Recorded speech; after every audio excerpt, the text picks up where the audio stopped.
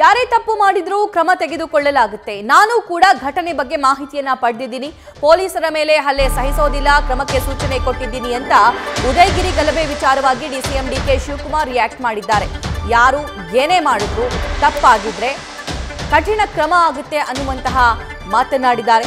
ಮೈಸೂರಿನ ಉದಯಗಿರಿ ಪ್ರಕರಣಕ್ಕೆ ಸಂಬಂಧಪಟ್ಟಂತೆ ಡಿಸಿಎಂ ಡಿಕೆ ಶಿವಕುಮಾರ್ ಅವರ ರಿಯಾಕ್ಷನ್ ಇದು. ಅಧಿಕಾರಿಗಳು ಬಹಳ ಚೆನ್ನಾಗಿ ಕಂಟ್ರೋಲ್ ಮಾಡಿದ್ದಾರೆ. ಯಾರೇ ತಪ್ಪು ಮಾಡಿದ್ರು ತಪ್ಪು ಕಾನೂನು ರೀತಿಯ ಕ್ರಮ ಕೈಗೊಳ್ತಾರೆ. ಯಾರೇ ತಪ್ಪು ಮಾಡಿದ್ರು, ಯಾವುದೇ ಥರ ತಪ್ಪು ಮಾಡಿದ್ರು ಕಾನೂನು ರೀತಿ ಕ್ರಮ ಕೈಗೊಳ್ತಾರೆ. ಬಟ್ ನಾನು ನಮ್ಮ ಆಫೀಸರ್ಸ್ ಏನು ಟೈಮ್ಲಿ ಆ್ಯಕ್ಟ್ ಮಾಡಿ ಕಂಟ್ರೋಲ್ ತಂದು ಯಾರಿಗೂ ಅಪಾಯ ಆಗಿದ್ದಂಗೆ ಏನು ಮಾಡಿದ್ದಾರೆ, ನಾನು ಅವ್ರಿಗೆ ಅಭಿನಂದಿಸ್ತೇನೆ.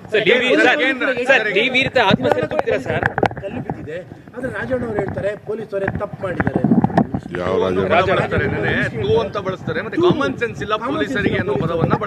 ಅದನ್ನ ಒಬ್ಬ ಮಂತ್ರಿ ಮೇಲೆ ಚೀಫ್ ಮಿನಿಸ್ಟರ್ ಅದ್ರ ಬಗ್ಗೆ ಉತ್ತರ ಕೊಡ್ತಾರೆ. ಚೀಫ್ ಮಿನಿಸ್ಟರ್, ಹೋಮ್ ಮಿನಿಸ್ಟರ್ ಮಾತಾಡ್ತಾರೆ. ನಾನು ಐ ಆಮ್ ಟೆಲಿಂಗ್ ಯು ನಮ್ಮ ರಾಜ್ಯದ ಈ ಮೈಸೂರು ಘಟನೆ ವಿಚಾರದಲ್ಲಿ ಪೊಲೀಸ್ ಅವರು ಒಳ್ಳೆ ಕೆಲಸ ಮಾಡಿದ್ದಾರೆ. ಆನ್ ರೆಕಾರ್ಡ್ ಈ ಮಾತನ್ನು ಹೇಳ್ತಿದ್ದೀನಿ.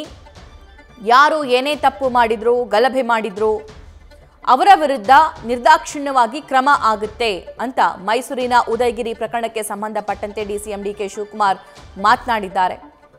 ಕಲ್ಲು ತೂರಾಟ ಆಗಿದೆ. ಆ ಕಲ್ಲು ತೂರಾಟದಲ್ಲಿ ಹಲವು ಪೊಲೀಸ್ ಅಧಿಕಾರಿಗಳಿಗೆ ಗಾಯವಾಗಿದೆ. ಸದ್ಯಕ್ಕೆ ಹಾಸ್ಪಿಟಲಲ್ಲಿ ಟ್ರೀಟ್ಮೆಂಟ್ ಪಡೆಯುತ್ತಿದ್ದಾರೆ.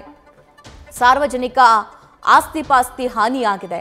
ಸ್ಪೆಷಲಿ ಅಲ್ಲಿ ಸರ್ಕಾರಿ ವಾಹನ, ಪೊಲೀಸ್ ವಾಹನಗಳನ್ನು ಗುರಿಯಾಗಿಸಿಕೊಂಡು ಕಲ್ಲು ತೂರಾಟವನ್ನು ನಡೆಸಲಾಯಿತು. ಸಾಕಷ್ಟು ವಾಹನಗಳಿಗೆ ಹಾನಿಯಾಗಿದೆ. ಸೊ ಇದೆಲ್ಲದರ ಬಗ್ಗೆ ಸಾಲು ಸಾಲು ಪ್ರಶ್ನೆಗಳು ಮೂಡ್ತಾ ಇತ್ತು.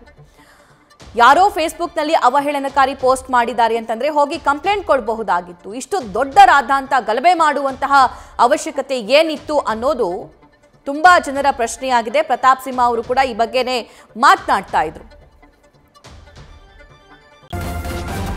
ನ್ಯೂಸ್ ಫಸ್ಟ್ ನಿರ್ಭೀತಿಯಿಂದ ನಿಮ್ಮ ಪರವಾಗಿ.